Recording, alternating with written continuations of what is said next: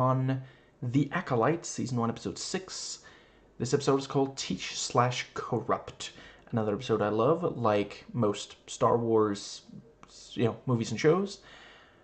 The episode is rated TV-14, so will this video be? I'm going to be spoiling everything Star Wars leading up to, including this episode. Let's dive right in.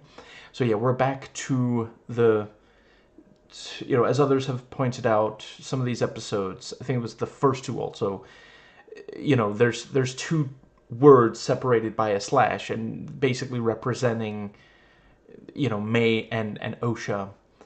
And yeah, both of them are with each other's old masters now.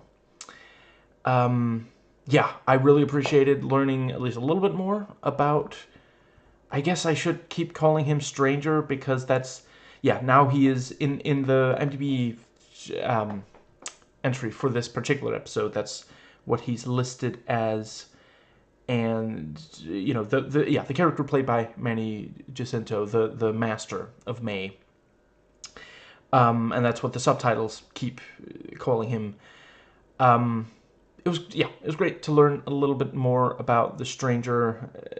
Before this episode, we really didn't know all that much. Like, we found out that he does, or more likely pretends to, for the purposes of lowering other people's guard, get absolutely Sith-faced when he is, has the chance. But yeah, we find out that he did used to be a Jedi, and he was stabbed in the back with a lightsaber, which, yeah, adds extra, when Soul tried to stab him, when his back was turned, yeah, he said, that's not very Jedi-like of you. Now I'm wondering if his master was Soul, and that's just like when Soul thinks that no one is going to find out, he stabs his enemies in the back like that. Yeah, I really appreciate the manipulation we see from the Stranger. You have this thing of how he seemingly knew that Osha was behind him when he went to... She's right behind me, isn't she? When he went to take a bath, a Sith dip, and he, bears the scar, and like, it's this thing of, many of us already know this, but when you're in the situation, it can be easy to fall for. But one way to manipulate someone is, many of those of us who have been manipulated are aware, if someone is vulnerable or appears vulnerable in front of you, yeah, because it lowers your guard. He even says, would it really be right for you to kill me now? It's been hours. It's not the heat of battle anymore. She feels not necessarily safe with him, but she feels like she isn't being manipulated because manipulators, have control. He seems to be relinquishing control, and in reality, that is how he's exerting control, by seeming like he isn't. So yeah, really appreciated that kind of, and yeah, I think I said in my video on episode 5, oh, by the way, I realized, yeah, I'm almost a week late on this one. Yeah, physical pain, getting treatment. It's going the right direction. Hopefully, I'll get to episode 7. Not many days after. I am not 100% certain about episode 8 because there is something coming up in my actual real life. We'll see. I'll get to it. I'll try to get to it as quickly as I can. But yeah, let's see, and yeah, we also see that the manipulation, but yeah, by the end of the episode, Osha puts on the helmet, so it is working. He is managing to manipulate her like he manipulated May.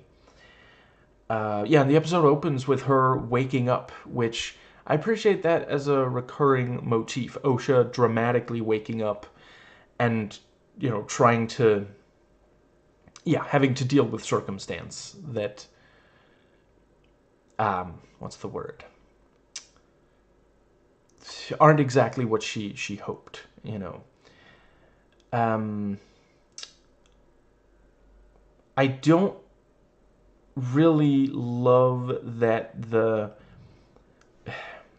ship that Soul and May are on, like this thing of like it malfunctioning and having to be rebooted.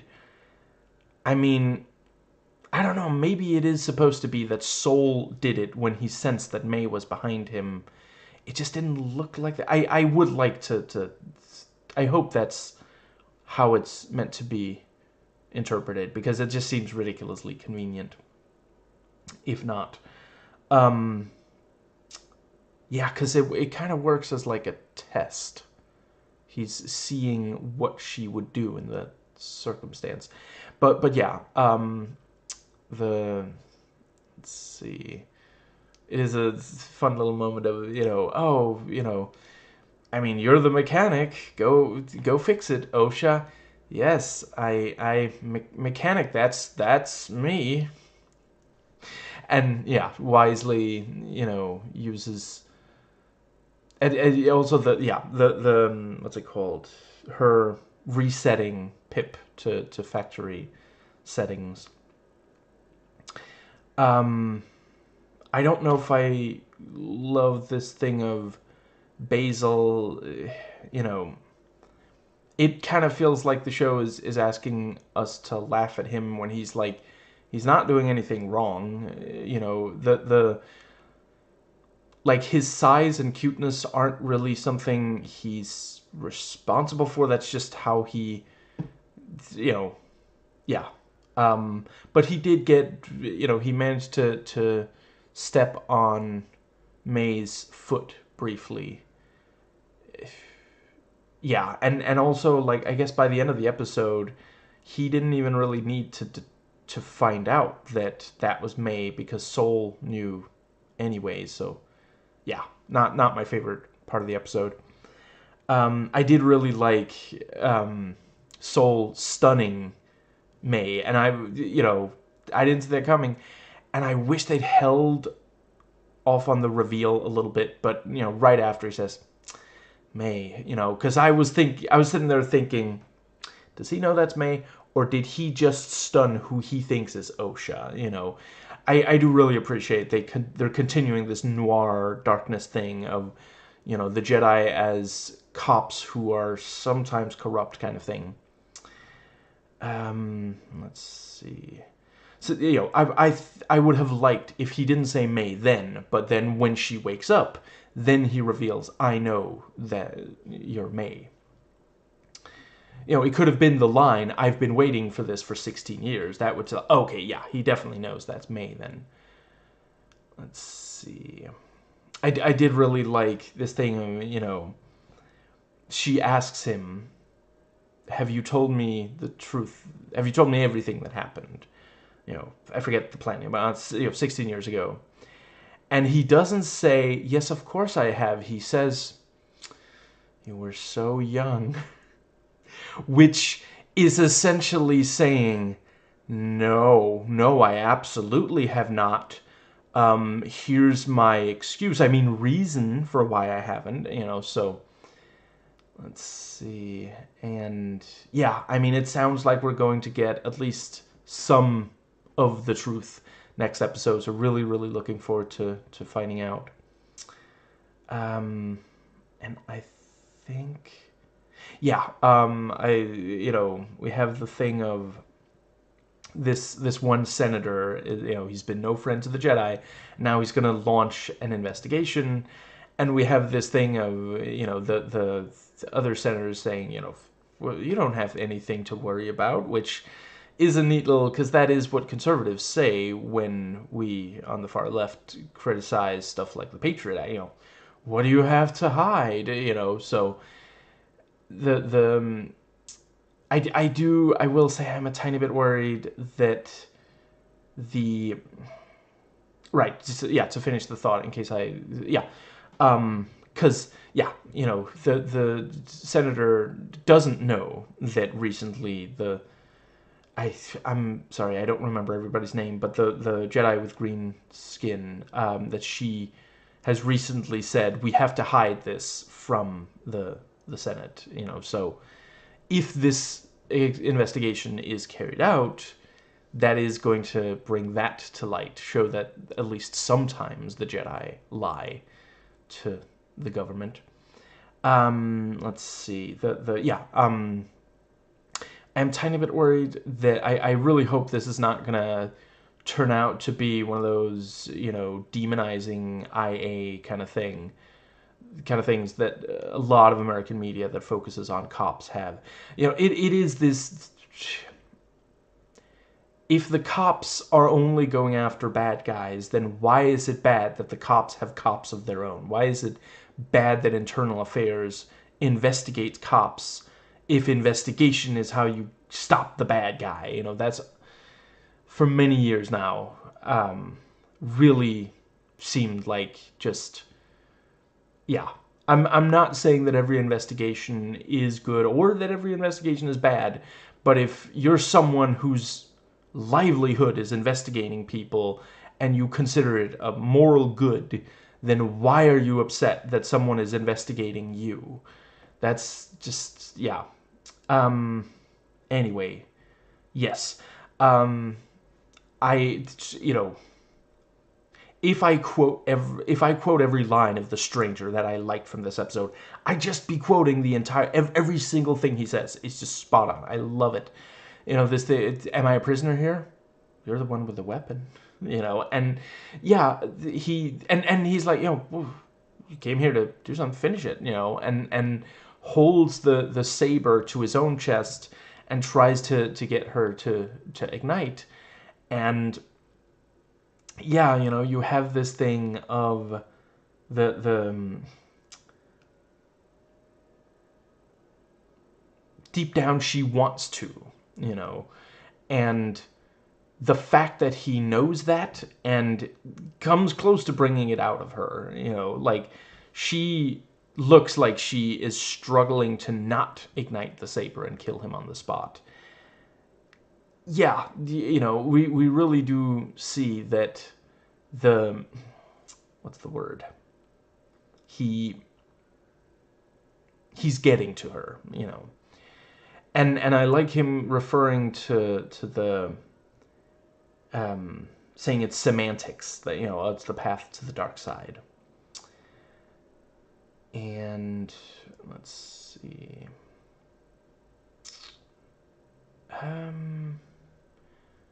This thing of like, he says, well, if you're not a prisoner here, the ship's right over there. You better start swimming now if you're gonna be. What did he say? If you want to get there by sundown or something like that, And yeah, swimming against waves is not something, you're only gonna do that if you have absolutely no other choice. And he says, or you could wait for the tide, which gives him more time to manipulate her. And that is also a nice little thing of like, yeah, no, you're not a prisoner here. I just, you have some time to hear me out. That's all.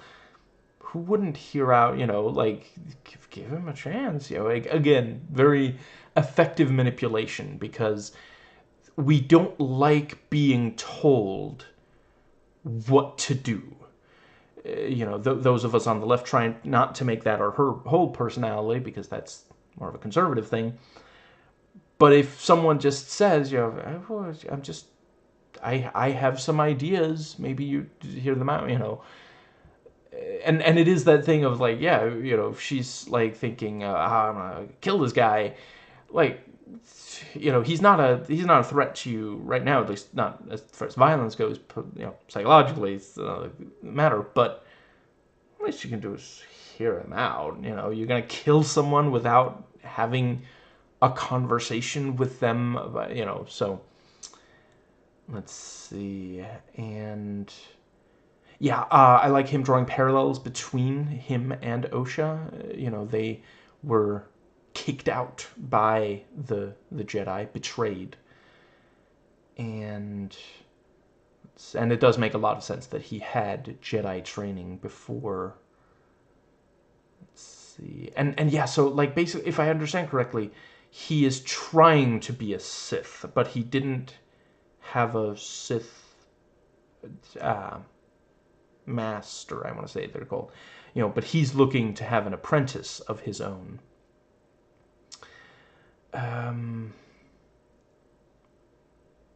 Did I already say that? Yeah, in a video I did on an earlier episode, I think I said that I wasn't sure if he really was Sith, or maybe I even said that I didn't think he was. But yeah, him putting this much effort into turning Osha into his apprentice, yeah, he appears to, yeah, like, as I just said, he seems to be trying to become a Sith, at least. And that might more or less cover... I feel like there's one thing I'm missing from saying. I did,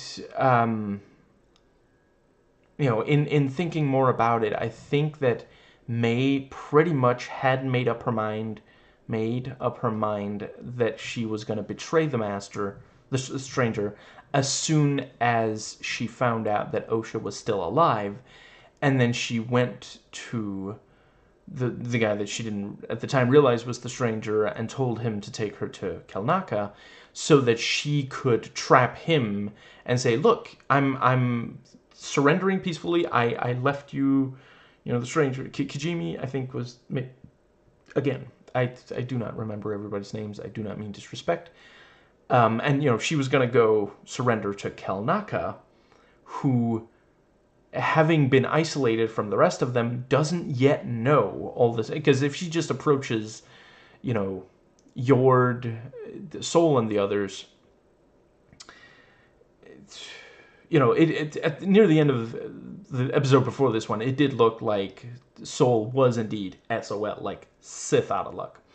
But yeah, she was maybe a little worried that they're gonna be like, she's coming right for us, and just take her out and be like, we're justified, she's been killing Jedi, but Kelnaka doesn't know that. So she goes to surrender to him, hoping that if the others make a move for her, Kelnaka's gonna be like, what are you doing? No, she surrendered peacefully, kind of thing. And then turned out that the stranger killed Kelnaka, which, like many a misogynist, online, decided to prove women right on the whole, man versus bear thing. He looks somewhat like a bear. Come on, give me that one. And yeah, so IMDb trivia for this episode. Vernestra mentions hyperspace travels are unsettling her in the High Republic. In the High Republic books, it is explained that Vernestra suffers from disorientation discomfort in hyperspace because her high sensitivity causes her to see profound force visions that give her crucial information or transport her to alternate realities, which she struggled to control as a young Jedi, was something that drained her physically and mentally. First on-screen appearance of a light whip, an uncommon variant of the lightsaber. They were first seen in the Legacy of the Force novels from the Expanded Universe, also known as Legends, continuity. They were later adapted into the canon in the novel The High Republic, A Test of Courage. And someone pointed out, the first episode of the show in which no deaths occur. Yeah, I hadn't even realized, but that's 100% true. That is, yeah. Oh, right, yeah, I'm glad I read that. That it is interesting that Vernestra is going to see yeah, and she's like, I'm the one who sent Soul to the planet. I can't help but feel partially responsible. And let's see, we have the fact that Soul, when told, your colleagues are on the way, we're here to help, he turns off the transmission and goes to hyperspace. So, yeah, he does not want to be prevented from talking to May.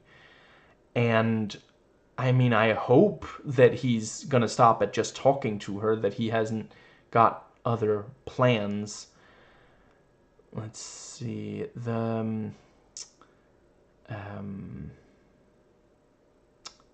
yeah, and I appreciate that we didn't spend an absolute eternity on the planet. I forget what it's called, but the one with the giant moth things that attacked in episode 5. I'm pretty sure, actually, I do speak a little bit of some of these Star Wars alien languages. One of the Jedi was talking to one of the aliens, and it's not subtitled, but what he said was, please don't spend too much time on this planet in this episode. The audience are getting pretty tired of seeing this one planet for this long. Yeah, I think that might be everything.